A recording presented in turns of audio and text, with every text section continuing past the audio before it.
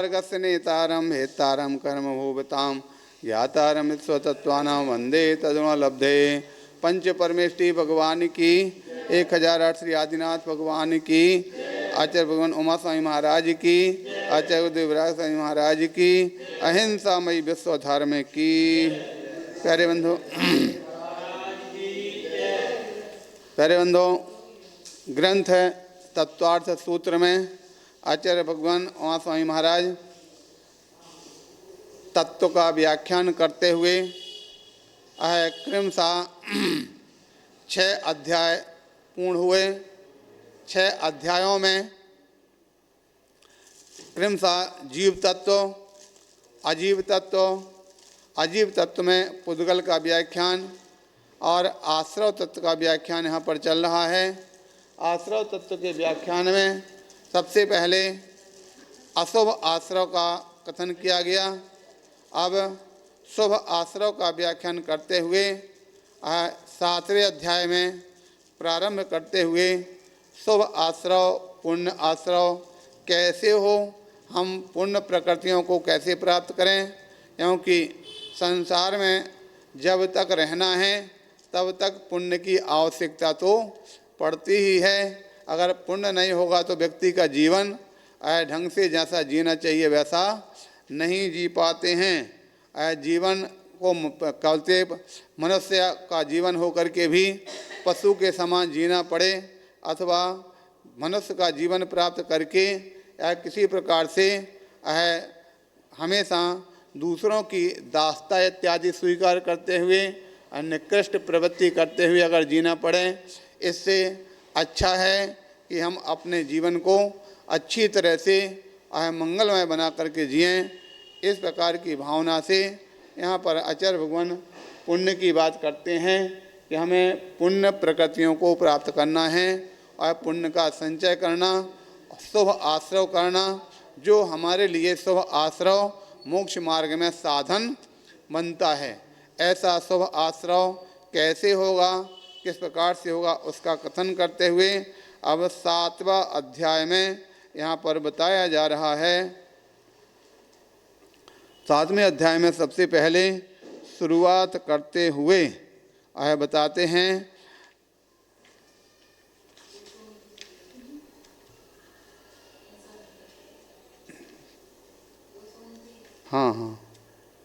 सबसे पहले बताया जा रहा हिंसा नृतस्तेय ब्रह्म परिग्रहो वृत्तिर्व्रतम।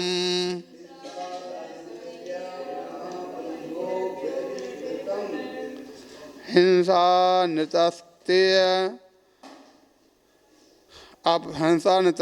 ब्रह्म परिग्रह भो व्रतिर्व्रतम।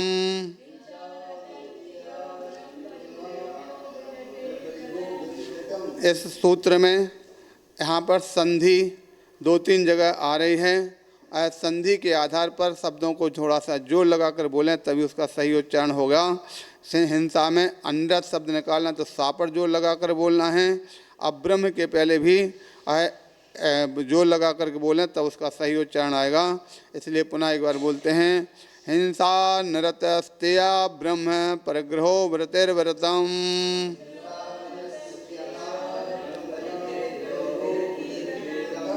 कहते हैं क्रमशः सबसे पहले हिंसा। हिंसा सभी जानते ही हैं। हिंसा किसे कहते हैं, हो सकता है इसका लक्षण आगे चल करके आने वाला है। हिंसा यानी जीव घात। कैसे, वो भी प्रमाद पूर्वक होने वाला जीव घात हिंसा है। अनरत यानी झूठ, और झूठ सभी जगह यहाँ पर अभिप्राय को ग्रहण करना है कि किस अभिप्राय से, जहाँ पर गलत अभिप्राय से जो 5 पाप यहाँ पर बताए जा रहे हैं किए जाएं तभी वह पाप बनते हैं। अगर अभिप्राय गलत नहीं होता है तो वह पाप की श्रेणी में नहीं आते हैं। इसलिए हिंसा, अनरत, स्तेय, स्तेय यानी चोरी, अब्रह्म अर्थात कुशील, और परिग्रह भू यानी परिग्रह। इस प्रकार से सभी को मिलाने पर 5 प्रक्रियाओं को व्रतिर, जहाँ पर इनसे विरक्ति होती है, इन 5 पापों से जिसके अंदर में विरक्ति होती है उसके लिए व्रतम, व्रत कहा जाता है। इस प्रकार से यहाँ पर व्रत का लक्षण बताया कि है व्रत किसका हेतु है?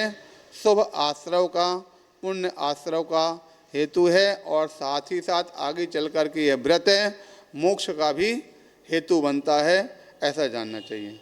आगे बताते हैं व्रत कितने प्रकार के होते हैं, तो उसका भेद बताते हुए कहते हैं देश सर्वतोड़ु महति, देश सर्वतोड़ु महति।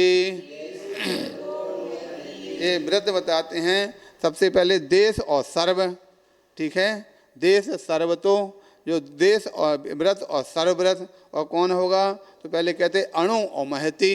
अणु व्रत को, देश व्रत को अणुव्रत कहते हैं, और सर्वव्रत को महति यानी महाव्रत कहा जाता है। इस प्रकार से दो प्रकार के व्रत यहाँ पर आचार्यों के द्वारा बताए गए हैं, देश व्रत और महाव्रत, अणुव्रत और महाव्रत, देश व्रत और सर्वव्रत, ऐसा जानना चाहिए, ठीक है।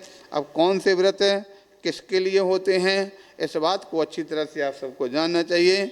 महति महाव्रत मुनि महाराज के लिए होते हैं, देश व्रत श्रावक के लिए होते हैं। और श्रावक भी सामान्य तौर से वास्तविक श्रावक तो तभी कहा जाएगा जब उसके जीवन में व्रत है। अगर व्रत नहीं है तो श्रावक भी कहलाने का अधिकारी नहीं है। सामान्य तौर से लोग श्रावक किसे कहते हैं? तो एक श्रावक शब्द में जो 3 अक्षर हैं उस बात को लेकर के श्रावक बता देते हैं। जो श्रद्धावान हैं, विनयवान हैं और क्रियावान हैं, उसे श्रावक कहते हैं। वह व्रती हो अथवा ना हो, उसको अगर श्रावक कहते तो वास्तविक श्रावक तो नहीं है, उसको उपचार से श्रावक कह दिया जाए तो अलग बात है, लेकिन वास्तविक श्रावक नहीं हो सकता। इस प्रकार से यहाँ पर श्रावक की परिभाषा, श्रावक का लक्षण यहाँ पर बताया जाता और भेद बता दिए। आगे बताते हैं अब व्रतों की स्थिरता में कारण क्या है, व्रतों में हम कैसे स्थिर रह सकेंगे, अथवा व्रतों में जो व्रती हैं वह स्थिर कैसे रह सकेंगे। और व्रतों में स्थिर रहने के लिए आचार्य महाराज यहाँ पर बताते हुए अगले सूत्र में कहते हैं ततस्थैर्यार्थम भावना पंच पंच,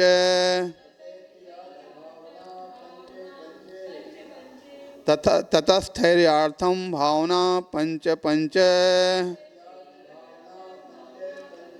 उस व्रतों में स्थिर रहने के लिए जो 5 यहाँ पर व्रत बताए हैं, उन व्रतों में स्थिर रहने के लिए भावना पंच पंच यानी 5-5 भावनाएं बता दी गई हैं। 5-5 भावनाओं को ग्रहण करना है। कौन कौन सी 5-5 भावनाएं हैं? अब एक एक व्रत की 5-5 जो भावनाएं बताई जा रही हैं, उनके व्रतों के क्रम से भावनाओं का यहाँ पर व्याख्यान करते हुए कहते हैं। अब सबसे पहला व्रत कौन सा है? अहिंसा व्रत है। उस अहिंसा व्रत की भावनाएं कौन सी बताई गई? अहिंसा व्रत की भावनाओं का यहाँ पर उल्लेख करते हुए आचार्य महाराज यहाँ बताते हैं, कहते हैं बांग मनोगुप्तेर्यादान निक्षेपण समित्या लोकतपान भोजनानि पंच।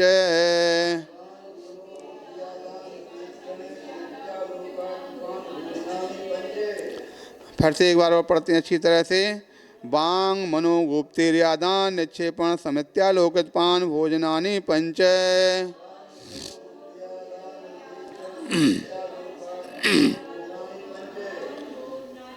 अब यहाँ पर बताते हैं अहिंसा व्रत की भावना में सबसे पहले बांग मनोगुप्ती अर्थात 2 गुप्तियों को ग्रहण किया गया। कौन कौन सी? बांग यानी वचन गुप्ती और दूसरी मनोगुप्ती यानी मन गुप्ती। इस प्रकार से 2 गुप्तियों को यहाँ पर ग्रहण किया गया है। तो तीसरी गुप्ती को बोले, तीसरी गुप्ती भी उसके अंदर समाहित हो जाती। कैसे? तो जहाँ समिति की बात करेंगे तो उसमें तीसरी गुप्ती भी समाहित हो जाएगी। कैसे? तो बताया जा रहा, वे कहते हैं आदान निक्षेपण समितियाँ, ठीक है। ईर्या आदान निक्षेपण, ईर्या समिति और आदान निक्षेपण समिति, 2 समितियों को ग्रहण किया गया। 5 समितियाँ होती हैं। कौन कौन सी? ईर्या समिति, भाषा समिति, ऐषणा समिति, आदान निक्षेपण समिति और प्रतिष्ठापन समिति। तो यहाँ पर 5 समितियों में से 2 समितियों को ग्रहण कर लिया। कौन कौन सी? ईर्या समिति और आदान निक्षेपण समिति। जब दोनों समिति को ग्रहण करते हैं तो काय गुप्ती अपने आप आ जाएगी। और ये यहाँ पर जो वांगगुप्ती और मनोगुप्ती कह दिया तो इसके साथ में इस समितियाँ भी आ जाएंगी। कौन सी समिति? ईरा समिति के बाद भाषा समिति। जब वचन गुप्ती आ गई तो भाषा समिति अपने आप ही आ जाएगी। ईरिया भाषा ऐषणा समिति। ऐषणा समिति का जो कथन है वो आगे चल करके आने वाला अंत में जो बता रहे हैं कौन सा? आलोकित पान भोजन। आलोकित पान भोजन का मतलब क्या होता है? सूर्य के प्रकाश में, ठीक है, उजेले में नहीं। अगर उजेले की बात करते तो आजकल लोग तर्क दे देते हैं, उजेले में आया तो लाइट जला लेंगे। पहले लाइट से काम का चलेगा नहीं, लाइट का उजेला उजेला नहीं है। सूर्य के प्रकाश में जो आलोक, सूर्य के आलोक में भोजन करना, इसका नाम क्या है? आलोकित पान। जब कहेंगे तो उसके पश्चात ऐषणा समिति भी आ जाएगी। सूर्य के प्रकाश में लेना तो क्यों लेना? बोले देखभाल करके लेना, इसलिए कौन सा? ऐषणा समिति। आधा निक्षेपण समिति से नाम दिया ही है। और अंत में प्रतिष्ठापन। जिस प्रकार से ईरिया समिति का पालन करेंगे तो प्रतिष्ठापन समिति भी अपने आप आ जाएगी। क्योंकि ईरिया समिति किसे कहते हैं? ईरिया समिति का लक्षण यहाँ पर बताया। ईरिया समिति नहीं, सारी समितियाँ, समिति का लक्षण ही यही है। बोले क्या? जो यत्नाचार पूर्वक प्रवृत्ति की जावे उसे समिति कहा जाता है। अब प्रत्येक कार्य में यत्नाचार जब होगा तभी वास्तविकता में समितियों का पालन हो सकता है।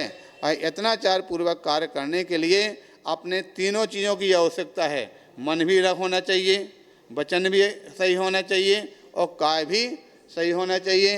अगर आपका मन कहीं दूसरी तरफ जा रहा और आप कोई भी काम करेंगे तो वह यत्नाचार नहीं हो पाएगा। वचन से भी आप कुछ बोलेंगे और करेंगे कुछ और तो भी यत्नाचार नहीं हो सकता। काय से आप करेंगे और मन वचन आपका उसमें नहीं लगेगा तो भी आपका सही काम हो सकता नहीं है। इसलिए तीनों चीज़ों को यहाँ पर ग्रहण किया गया है। मन वचन काय तीनों की एकता जब मिलती है तभी यहाँ पर यत्नाचार प्रवृत्ति हो पाती है, ऐसा यहाँ पर जानना चाहिए। इस प्रकार से यहाँ पर बताया। एक सूत्र और लेते हैं। सत्य व्रत की भावनाएं कौन कौन सी हैं तो यहाँ पर बताया जा रहा। क्रोध, लोभ, भीरत्व, हास्य, प्रत्याख्यान, अनुवीची भाषणम चा पंच।